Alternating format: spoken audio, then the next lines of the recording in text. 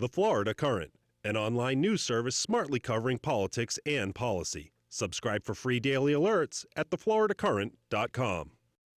Freddie Lee Hall was sentenced to death for killing a Hernando County woman and deputy sheriff in the late 70s.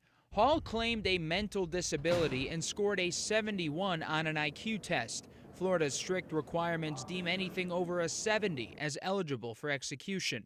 The U.S. Supreme Court was in favor of Hall, deeming that the IQ test is too rigid and is not sufficient enough to determine mental ability. Anti-death penalty advocates see it as a victory. This is definitely a win. What the Supreme Court said today is that intellectual disability is a condition, it's not a number. The ruling could affect the fates of criminals currently on death row in Florida. Criminal defense attorney Chuck Hobbs says other death row inmates will most likely look to see if they can now claim disability.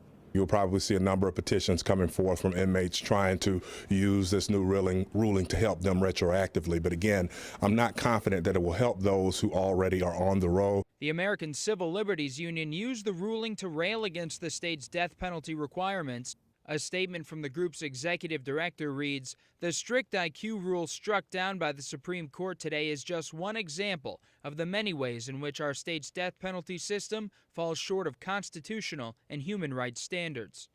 The narrow 5-4 ruling by the High Court means that Florida must now re-examine Hall and others to see if they are mentally competent. Reporting in Tallahassee, I'm Matt Gelka.